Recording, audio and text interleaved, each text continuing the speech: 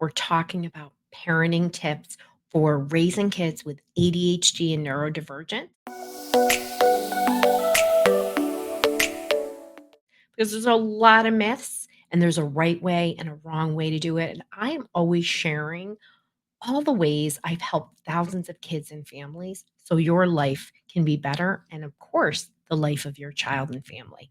So if you're new to me and you want to join my group, you can just go to drroseann.com/group. It's a Facebook group that's free for like minded parents. But it all starts with understanding, and we have to understand neurodiversity, right? So we have become a deficits based society when we need to be an assets based society. And when we start really thinking about neurodivergence, right? Of course, we have worries and concerns. I'm a mom of neurodivergent kids. I get it. But when we start understanding the brain, how it's different, how it's unique, right? Of course, every single individual has strengths and weaknesses, right? And maybe somebody with clinical conditions like ADHD or autism or pathological demand avoidance or AUDHD, maybe there's more challenges. But when we understand what they can do, an individual, what they need for communication, what they need for structure, we can really help that individual feel good about themselves. We can cut down on friction. And that's why understanding as you as a parent between you and your spouse, man, do I know that's hard. I say this all the time. 80% of the families that come to me, the mom and dad are in friction over this. So over what is this, right? And a lot of times in our neurodivergent families, the person that is also neurodivergent, mom or dad, or even grandparent or aunt and uncle, can be sort of this greatest friction point or the greatest point of healing, right? Because sometimes they're like, wow, I don't want my kid to suffer in the same way, meaning a lack of understanding or a lack of support. And other times it's like, well, I did okay. They can do okay. And these things happen. And we have to do better for our neurodivergent individuals because we are a neurodivergent society. It's at least 25% of the US population. I think it's more. But that's we know. So, okay. So you can't discipline out ADHD. You're not going to be punish your kid and their attention's going to be better or they're going to be less impulsive. This is just a myth. And depending on where you live in the world or even in the country, if you're in the US, discipline can be pretty extreme. And so, does that mean kids never have consequences? Of course not. But punishment for a neurodivergent individual who's learning and maybe is developmentally delayed, and maybe they will catch up, or maybe that one issue, whatever it is, will always be an Achilles heel, isn't going to change it, right? When we as parents are there to teach our kids. Every single interaction should be a learning moment. I'm not saying perfection, but we need learning. And so discipline and punishment is not going to get the ADHD out. I mean, it's just not. And so many times parents come to me and they're like, my kid is doing this on purpose.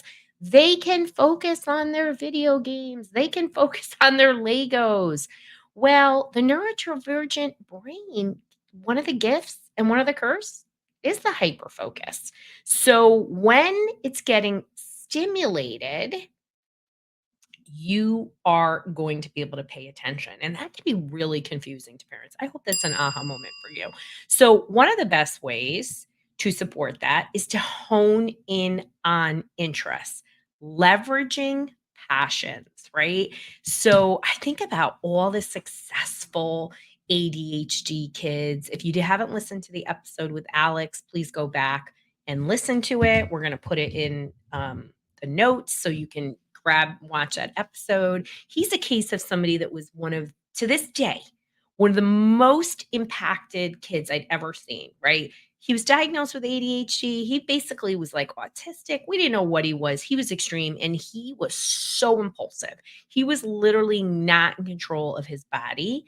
And he was off the charts bright, like a 99th percentile IQ, zero productivity. And his parents knew that.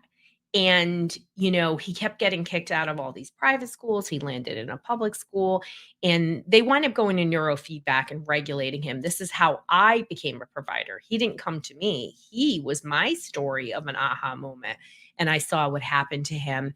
And, his parents really honed in on his interests. And he's a rock star adult. You've got to watch the episode. But all the kids that I've worked with who've done really well, we find out what their interests are and we lean in, right? I am going to be in a docu-film that hopefully will get released in 2024 called Wired Differently about kids with ADHD.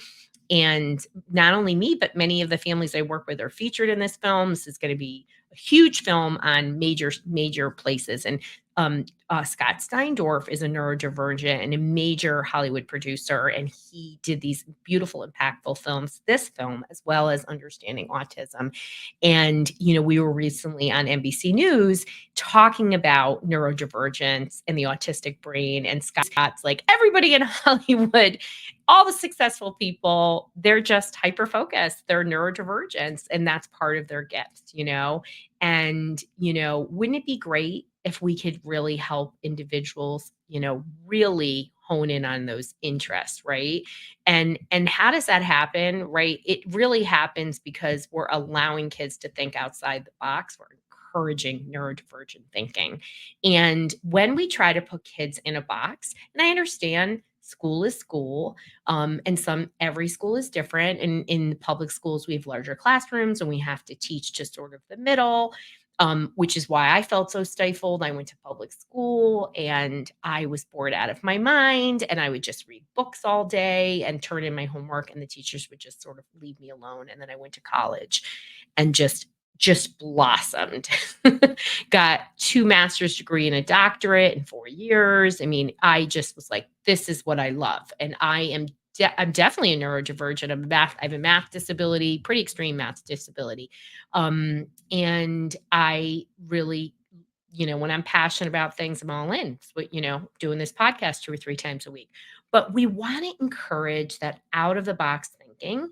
And we don't want kids to fit in exact, but we also need the world to accept them and be able to communicate, right? So we have to create flexible, structure in our day, and we have to help kids be who they are. And so putting structure in place is important for all kids.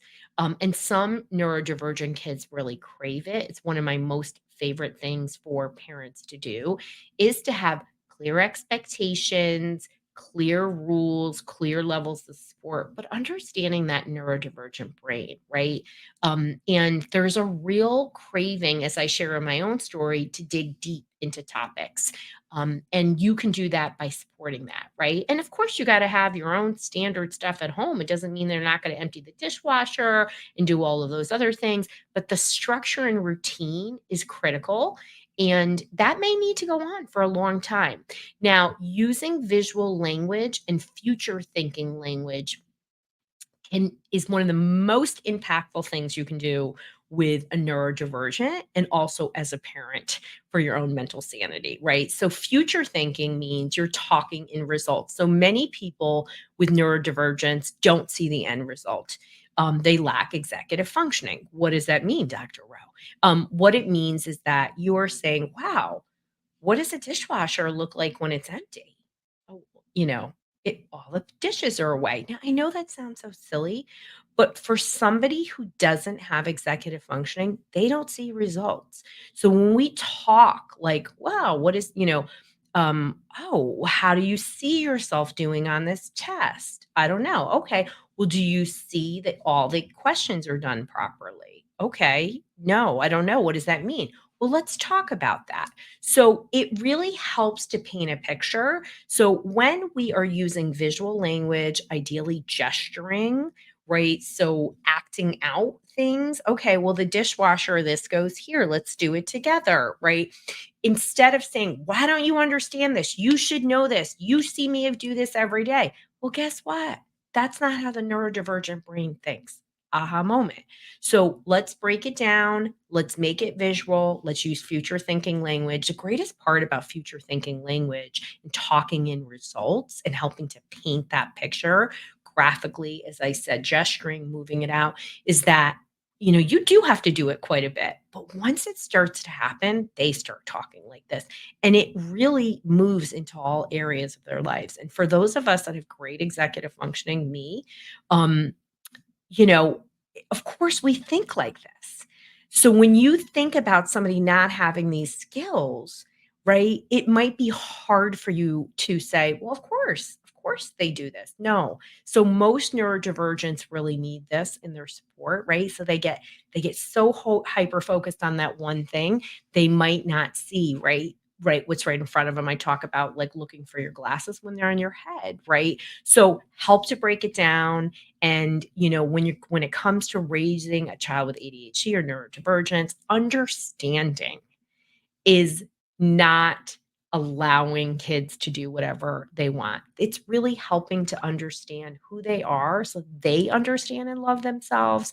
It's not shaming them. It's looking at what are the supports and accommodations that they can be successful at school, at home, of course, socially, so that they don't feel ashamed and they learn to love themselves. When you love yourself, there are no limits to what you can do. And I hope this was a really impactful conversation that's going to help you be a better parent so that your child can thrive.